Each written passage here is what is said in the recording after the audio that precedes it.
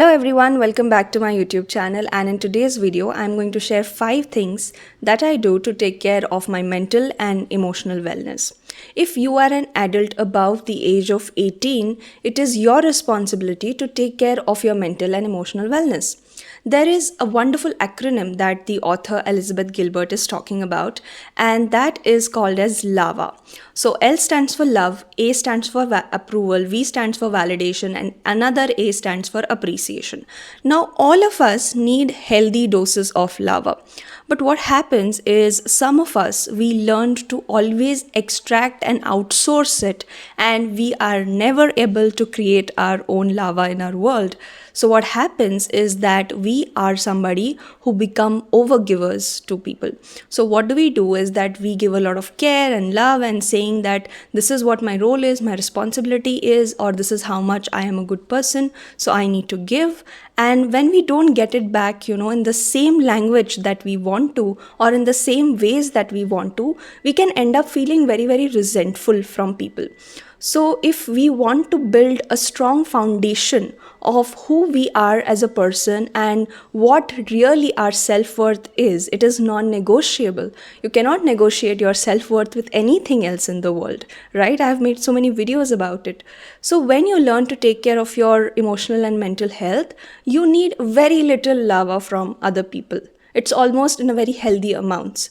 So the first thing that I do is I exercise. And let's use the same metaphor of exercise for understanding why all of these 5 things have become a repeated thing in my life. Because if you don't take care of your wellness today, you will have to suffer the illness tomorrow. And to avoid that illness of tomorrow, we exercise and it becomes a part of our routine. Similarly, taking care of our mental health needs to become a part of our routines. So I exercise, I go to the gym, and every time, I'm working out, I am able to get that restlessness, irritation, frustration, if any, out of my body. So movement is a very important thing to be included. So if you're somebody who does not like to go to the gym, you can try having long walks, or if you're someone who likes to dance or any other form of movement which helps you to actually release it physically out of your body, you can include that. Second is something that I call as conversations with my higher self, and I do this through journaling. So Elizabeth Gilbert is the author who has introduced this practice, which is called as Letters of Love, where she talks to her higher self. And her higher self is somebody who is loving, who is compassionate, and who is there for her. And that higher self does not abandon her, even if she makes any kind of mistake or if she's learning from something. There is a lot of mercy, forgiveness, compassion in that higher self. So you imagine a person who has that kind of, mercy, compassion, kindness, and who has that wisdom to actually guide you. And you start writing a letter as your higher self to your current self. Now, this feels like a complicated exercise in the beginning, but once you start to do it, you will see the results of it. So you become so grounded and well held into your own softness, into your own wisdom, into your own compassion, that you are not becoming an energy vampire or love and care vampire of people always saying that, look at me, look at me. You don't end up becoming that person. And this is one of the most healing practices that you can do. And the third thing that I do is that I set boundaries. Now, boundaries are very, very important. And, whenever we say no, or whenever we say that, this is the time that I have devoted, let's say, for making videos or for my sessions or anything like that. And unless and until it is not like a big emergency, I like to be firm about my time boundaries. And similarly, if there are any other kinds of boundaries where I don't want a lot of interference or interruptions of people, I set that boundary. Now, why is this connected to my wellness? First, this helps me to stay in touch with what I want as a person. Okay. Second, this also helps me to reduce the overwhelm. In the past, I have been a person out of FOMO and out of missing out a lot of things. I used to put so many things on my plate, and then I would be overwhelmed, and then I would remain average that I do everything. I would just be in this thing that if I do this, if I do that, I'm going to become a really good person. But it is opposite. When you have a lot on your plate, you're not able to give attention to anything properly. So I have really made it a point that I take only that much that I can digest, or a little more than that. And no, setting boundaries is not selfish. It also gives other people to set their own boundaries. And you sort of learn to develop your own backbone in this whole process. The fourth thing that I do is that I go to therapy, or I go to my coaches, or I go to my mentors, depending on what is the problem is in my life at that point. I go to that particular person. Art therapy has worked wonders for me, because I think talk therapy only may have just got to my logical part, but not being able to unpack so much that art therapy or other sort of things that I have done. Or I go for my NLP trainings, where I learn neuro linguistic programming. I use it on myself, I use it on my clients, and it also helps me stay focused on what do I want to do with my business, because I do all of this so that I don't lose the touch with the core of who I am and what I want to do in my business. So what my business is as an business entity. Because we live in a world full of noise and overwhelm, and everybody telling you what to do, and there's so much information available out there, and everybody has their own stories or narratives, and one can get easily confused.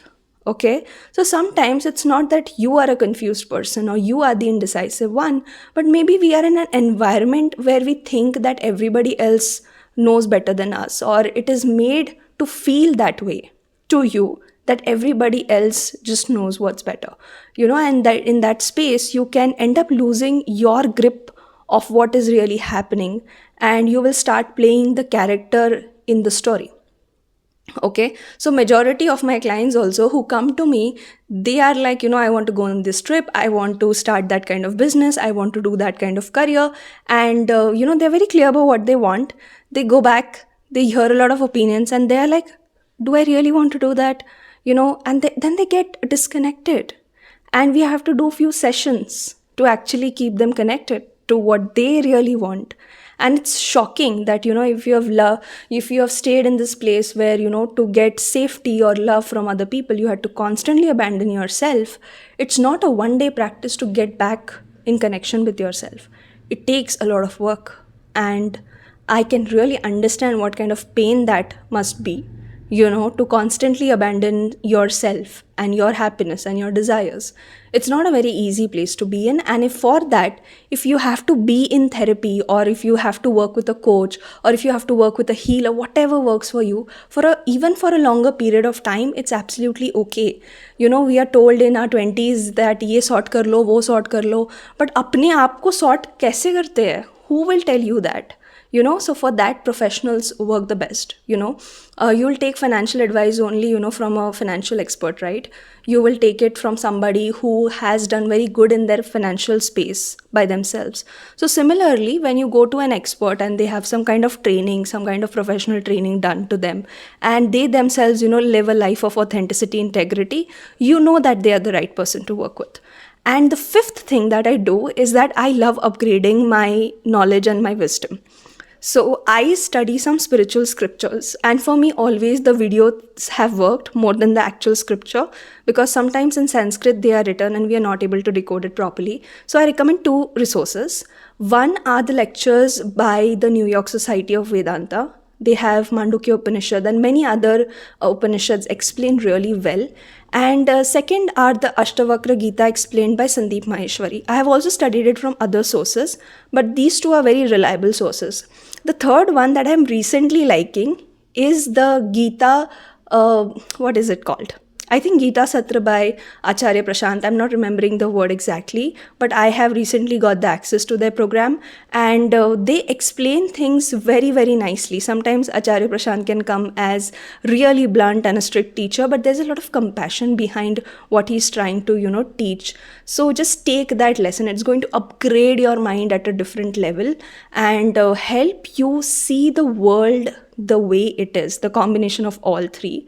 And it's going to just lift up the veil of illusion that we live into. It is like the purest form of knowledge, all of these three people and what they, teach. Because teachers what they can do, they can really point out to, this exists. But what we have to do, we have to learn to look into it. Okay, so these are the 5 things that I do for my mental health. What do you do to keep yourself healthy and emotionally well? Let me know. And if you're confused, if you don't know where to start, if you're not able to recognize your needs, you can go to the description, you can book a call with me. There are some free resources as well, like the Life Confidence and Clarity Blueprint. You can, take the benefit of that as well. See you in the next video.